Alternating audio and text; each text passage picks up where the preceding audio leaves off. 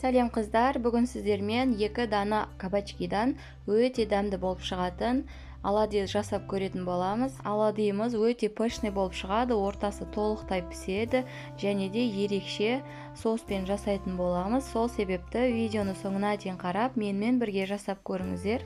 Қыздар, одан да бөлек менің каналымнан көптеген хит рецепттерді таба аласыздар. Сол себепті каналға тіркеліп, қоңыраушаны басып қоюды ұмытпаңыздар. Алдағы уақытта тағы да көптеген рецепттер болады. Ең алдымен 2 кабачкиді жақсылап жуып, артық жерлерін кесіп алып тастаймыз. Мен қабығын ашмай бірден үккіштің ең үлкен осындай тісінен өткізіп аламын. Біздің кабачкиіміз свежий болғандықтан қабығы ондай қатты қалың емес, сол себепті мен ашыған жоқпын. Негізі ашып пайдалануға да болады. Және де тек қана осындай үккіштен өткіземіз, ешқандай блендер, тағы да басқа комбайн секілді заттарды пайдаланбаймыз, себебі өте ұсақ болып, сулы болып кетеді. Содан соң оладьйымыз дұрыс шықпай қалуы мүмкін. Үккіштен өткізіп алдық, енді аздап жарты шай қасықтай тұз себеміз, бетінен жақсылап қолымызбен араластырып аламыз. Содан соң 15 минутқа қалдырамыз. Сол кезде кабачкиіміз жұмсарып, артық сулары шығып кетеді. 15 минут өтті. Енді кабачкиларымызды осылай қолымызбен жақсылап қысып, суын шығарып аламыз. Міне, бізде осыншама көп су шықты. Енді оны төгіп тастаймыз. Кабачкиімізді қайтадан осы ыдысқа салып аламыз. 2 дана чеснокты осылай үккіштің майда тісінен шығарып қосамыз.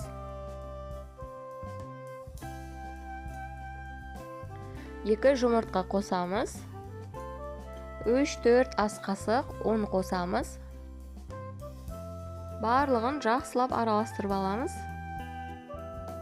Ас көп қосамыз. Мен укроп пайдаландым. Оны жақсылап осылай үлкен-үлкен етіп турайсыздар. Себебі оладьйымызды пісіргенде жақсы біріктіріп ұстайтын болады. Қосып аламыз оны да. Одан кейін дәміне қарай аздап тұз қосамыз. Тұзын көп салып жібермеңіздер. Біз басында да тұз қосқамыз, себебі соны ескеріңіздер. Жақсылап араластырамыз. Қамырымыз дайын болды. Міне осындай қасықта ұстағанда ағып кетпейтіндей болу керек. Табамызды жақсылап қыздырып, аздап май құйып аламыз. Орташа отта майды қыздырамыз. Қызығаннан соң осылай бір ас қасықтан қамырымызды сала отырып, жандарын тегістеп пісіреміз.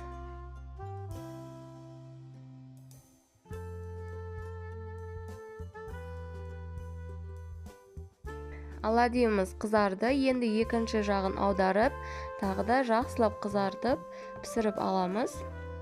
Бірден қағаз сүлгінің үстіне қойып аламыз. Сол кезде өте қатты майлы болып кетпейді. Тура осылай қалғандарында пісіріп аламыз. Оладьйді мен осы соуспен жегенді ұнатамын. Сол себепті мен соусын дайындаймын. Сіздер өздеріңізге ұнаған кез келген соусты дайындасаңыздар болады. Ыдысқа 3 ас қасықтай майонез салып алдым. Сарымсақтың жартысын үккіштен өткізіп қосып аламыз.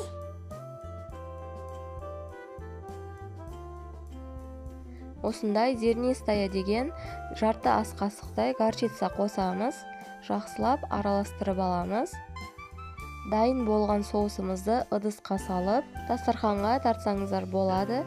Өте дәмі үйлесімді болады. Тағы бір құпиясын айтайын сіздерге. Оладьйді тоңазытқышқа қойып, салқын күйінде жесеңіздер, дәмі одан да керемет болып шығады. Сол себепті міндетті түрде жасап көріңіздер. Рецепт ұнаған болса, жақын достарыңызбен бөлісіп қоюды ұмытпаңыздар. Егер де өздеріңіз жасап көрген болсаңыздар, комментарияда бөлісіп кетіңіздер. Қыздар, алдағы уақытта мен бұдан да көп рецепттермен бөлісемін. Сол себепті лайк басып, каналға тіркеліп, қоңыраушаны басып қойыңыздар. Сол кезде жаңадан шыққан видеоларды өткізіп алмайсыздар. Келесі видеода кездескенше.